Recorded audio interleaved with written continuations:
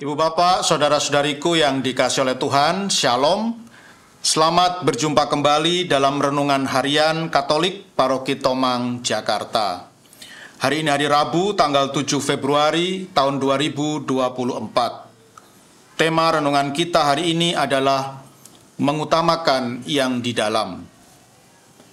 Ibu Bapak, saudara-saudariku yang dikasihi oleh Tuhan, ketika saya bekerja di Kalimantan, bertugas di Kalimantan sebagai seorang romo, ada seorang bapak, seorang umat yang hampir setiap malam datang ke pastoran dan ikut makan malam bersama para romo. Dan ketika sedang makan, ya dia selalu sibuk untuk memperingatkan saya. Ketika dia melihat saya makan sate kambing, ya, ketika dia melihat menu kami adalah menu sate kambing, maka dia langsung memperingatkan saya, "Romo, hati-hati loh, sate kambing itu bisa menyebabkan hipertensi, bisa menyebabkan darah tinggi." Tapi saya lihat dia juga makan 10 tusuk. Ya. Kemudian ketika menunya adalah babi kecap, ya, atau cukyok, ya, maka dia pun juga memperingatkan saya, "Romo, hati-hati loh, terlalu banyak makan daging babi itu bisa kolesterol, hati-hati." Tapi saya lihat dia habis 2 piring. Kemudian ketika kami makan menu yang sangat sederhana, yaitu ikan asin, kembali dia memperingatkan saya, "Romo, hati-hati, makan ikan asin itu bisa menyebabkan darah tinggi." Juga ketika saya sedang makan kacang rebus, dia juga berkomentar, "Hati-hati Romo, kacang itu bisa menyebabkan asam urat." Dan bahkan ketika saya makan nasi pun, dia juga berkomentar, "Hati-hati Romo, nasi itu bisa bikin diabetes, gulanya banyak, dan lain sebagainya."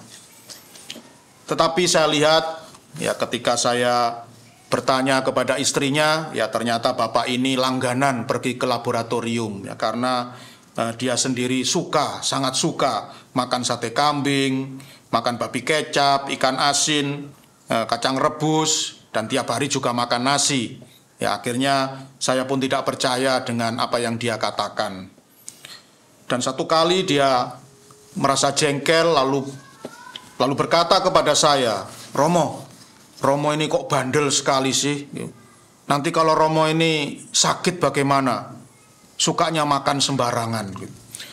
Maka saya pun berkata kepada dia, ya, dengan perasaan yang sangat jengkel, ya, saya berkata kepada dia, "Bagi saya, ya, yang penting kalau saya ingin memiliki kesehatan, ya, bukan hanya kesehatan fisik, bukan hanya kesehatan lahir, tetapi juga kesehatan batin, kesehatan lahir batin, maka resep saya itu cuma satu.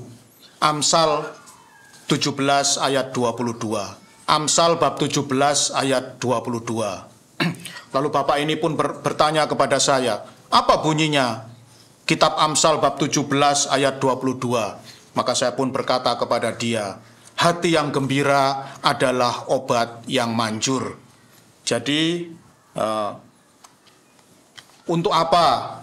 Percuma kita tidak makan sate kambing, tidak makan babi kecap, tidak makan ikan asin, tidak makan kacang rebus, tidak makan nasi, tapi kalau hati kita itu tidak pernah gembira, selalu dipenuhi dengan kebencian, dendam, dan kemarahan, maka semua pantang itu tidak ada gunanya. Kita tetap akan jadi sakit.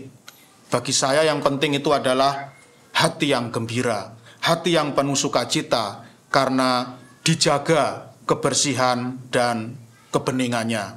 Oleh karena itu, ya, jangan terus-terusan memperingatkan saya, tidak boleh makan ini, tidak boleh makan itu, nanti sakit, ya.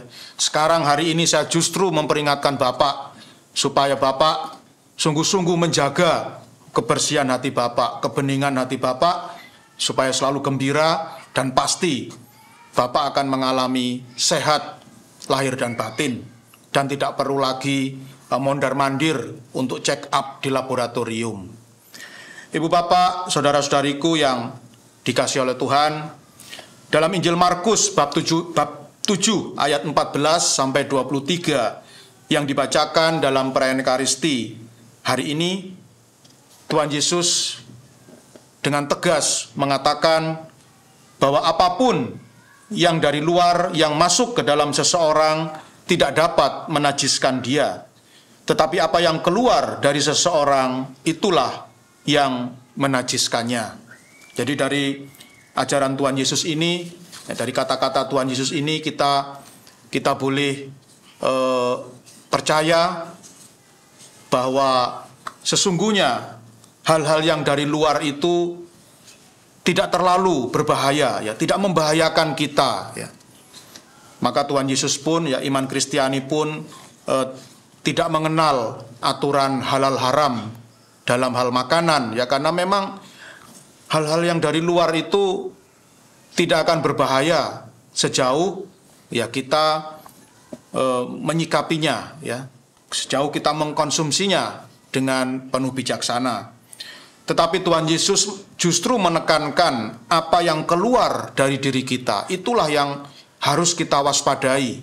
Bukan apa yang masuk ke dalam diri kita, tetapi apa yang keluar dari diri kita. Dan Tuhan Yesus dengan tegas memberikan contohnya, yaitu segala sesuatu yang keluar dari hati kita, yaitu pikiran jahat, perzinahan, keserakahan, kejahatan, kelicikan, hawa nafsu, iri hati, hujat, kesombongan, kebebalan. Semua hal-hal yang tidak baik ini, semua hal-hal yang negatif ini bukan berasal dari luar masuk ke dalam diri kita, tetapi justru keluar dari dalam lalu keluar dari hati kita. Maka dari sabda Tuhan pada hari ini kita akhirnya menjadi tahu apa sesungguhnya yang paling penting untuk kita usahakan, yaitu mengusahakan hati yang bersih, hati yang murni, hati yang suci, hati yang bening, supaya kita boleh mengalami kesehatan baik secara lahir maupun secara batin.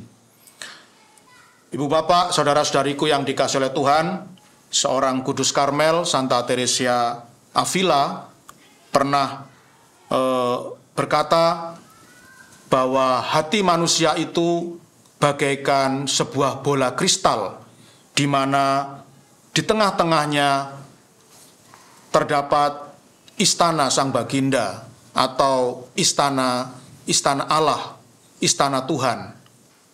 Dan disitulah Allah itu tinggal dan memancarkan cahayanya. Jadi sesungguhnya hati kita itu adalah diciptakan bersih adanya, suci adanya, murni adanya, bening adanya. Dan Tuhan tinggal di dalam hati kita masing-masing.